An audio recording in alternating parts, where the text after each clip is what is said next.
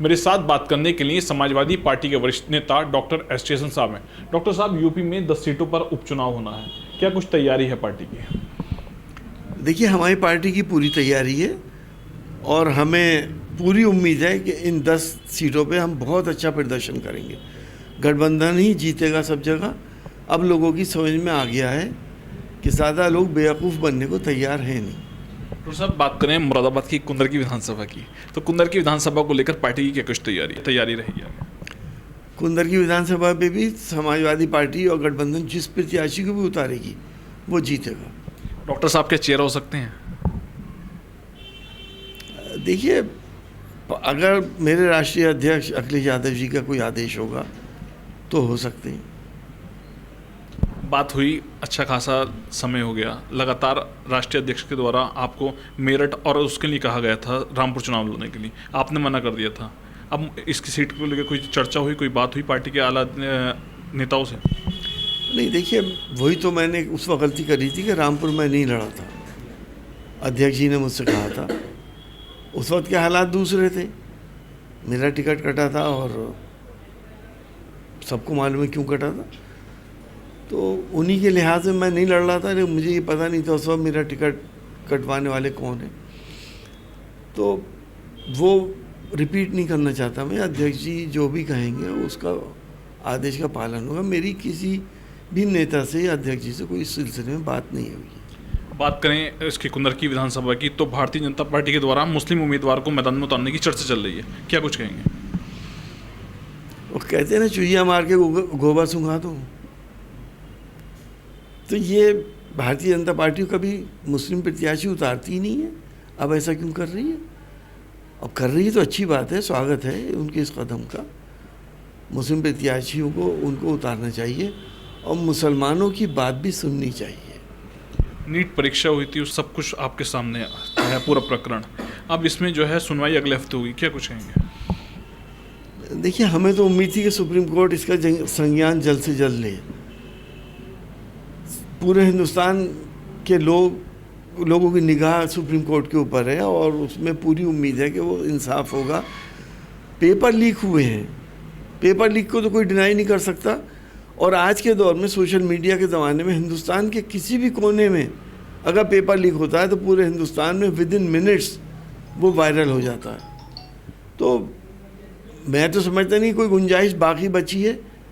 अगर पारदर्शी और ईमानदाराना तरीके से लोगों को इंसाफ देना है तो ये परीक्षा दोबारा होनी चाहिए। लगातार दाल के और सब्जियों के दाम बढ़ रहे हैं। भाजपा ने दावा किया था कि सब कुछ बेहतर होगा, लेकिन आज की स्थिति देख के क्या कुछ कहेंगे महंगाई? देखिए, अभी तक तो भाजपा इन तमाम चीज़ों को गर्दानती नहीं थी।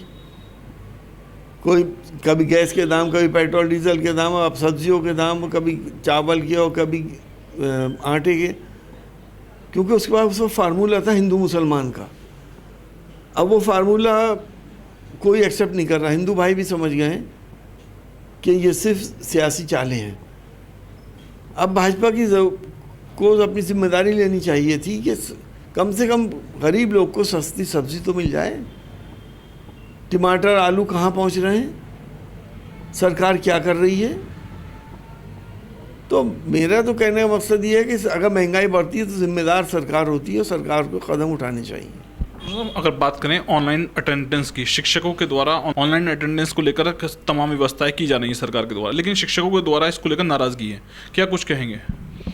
पहले सरकार अपना इंफ्रास्ट्रक्चर तो सही करे। एक एक स्कूल में 5-5 जहाँ क्लासेस होती हैं वहाँ पे एक टीचर। हमारे टीचर्स ओवरबर्डन है, कितना काम करें वो। और शहरों में है यह हाल, तो देहातों में क्या हाल होगा? आप जाके खुद सर्वे कर लिए। एक टीचर, एक शिक्षा मित्र, 5th क्लास तक का कॉलेज, 8th क्लास तक का कॉलेज, तो क्या ये पॉसिबल है? इतना पैसा सरकार खर्च कर रही है, CCTV भी लगवा रही है और बायोमेट्रिक अटेंडेंस भी करा रही है। तो ये सब चीज़ें जब करें जब इंफ्रास्ट्रक्चर पूरा हो, शिक्षकों की भर्तियाँ हों और शिक्षा ओवरबर्डन ना हो। सुप्रीम कोर्ट के द्वारा एक फैसला लिया गया महिलाओं के हक में कि महिलाओं को भत्ता दिया जाएगा, क्या कुछ सोचते हैं इसमें फैसला? अब मेरी ये समझ में नहीं आता इसकी हायतोबा इतनी क्यों हो रही है। ये तो चल ही रहा है। 125 धारा 125 के अंडर में मुस्लिम महिलाएं भी बरसों से उनको भी भत्ता मिल रहा है, कोई नई बात तो हुई नहीं है, भत्ता दिया जा रहा है। अब उसको मुस्लिम हिंदू करके हम नहीं चाहते कि कोई ऐसी बात की जाए, लेकिन इस्लाम के अंदर तलाक अगर दी जाती है तो उसके बाद मेहर दिए जाते हैं, और आज के दौर में 50-50 लाख मेहर के भी तय हो रहे हैं। वो एक सिस्टम है इस्लाम का। जब ताल्लुक़ ख़त्म हो गया किसी लेडी से और उसके कोई औलाद नहीं है, यानी आपकी औलाद नहीं है, तो फिर भत्ता क्यों दिया जाएगा? किसी की कोई बीवी करप्ट है और उसने रंगे हाथों कहीं पकड़ लिया है, तलाक दे दी, तो क्या वो भी भत्ता देगा? तो कोई किसी की बीवी जब इसका मिसयूज़ करके तलाक ले ले तो भी वो भी क्या भत्ता देगा? बहुत सी चीज़ें सुप्रीम कोर्ट को कंसिडर करनी चाहिए। जनसंख्या को लेकर एक पत्रिका में एक पूरा लेख छपा है जिसमें मुसलमानों को लेकर कई सारे सवाल खड़े किए गए हैं, क्या कुछ कहेंगे? देखिए, वो आरएसएस की पत्रिका है, ऑर्गेनाइज़र। आरएसएस का शुरू से ये प्रोपेगेंडा है अपने हिंदू भाइयों को डराने का कि मुसलमान इस देश में बहुसंख्यक हो जाएंगे 50 साल के अंदर। ये बात ये पिछले 100 साल से कह रहे हैं। 75 साल आज़ादी को होगा, 76 साल हो गए, अभी तक तो बहुसंख्यक हुए नहीं। वही 13% 14% आबादी है जो थी। हिंदू भाई भी बढ़ा रहे हैं। जनसंख्या को कोई मज़हब से मत जोड़िए, किसी धर्म से मत जोड़िए।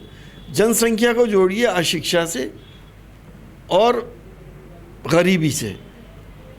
आप अगर सर्वे करेंगे तो आपको पता चलेगा कि अशिक्षित और गरीब लोग ही सबसे ज़्यादा बच्चे पैदा करते हैं, वो चाहे किसी भी धर्म के हों। सरकार को नीति बनानी चाहिए शिक्षा की। हिंदुस्तान का कोई भी यूथ ग्रेजुएट से कम ना हो, सबको उसकी जिम्मेदारी सरकार ले, ग्रेजुएशन कराए, तो जनसंख्या अपने आप नियंत्रण में आ जाएगी। और जनसंख्या कोई अभिशाप तो है नहीं। अभी तक तो जनसंख्या हमारी एसेट साबित हुई है। आज इतना बड़ा मार्केट हमारे पास है, दुनिया की तीसरी बड़ी इकनॉमी होने जा रहे हैं, तो ये किसकी वजह से हो रहे हैं? अगर 2 करोड़ की जनसंख्या हमारी होती तो क्या हो जाते हैं? हमारे पास करोड़ों दिमाग काम करने के लिए, करोड़ों हाथ पैर हमारे पास काम करने के लिए। हाँ, ये मानता हूँ कि अब सैचुरेशन पॉइंट है। अब आप शिक्षित करें, लोगों को लिटरेट करें, बेरोज़गारी ख़त्म करें, अपने आप जनसंख्या कंट्रोल में आ जाएगी। मेरे साथ बात करने के लिए समाजवादी पार्टी के वरिष्ठ नेता डॉक्टर एस स्टेशन साहब थे, जिनके द्वारा कई महत्वपूर्ण बिंदुओं पर चर्चा की गई है। शारिक सिद्दीकी, TV9 मुरादाबाद।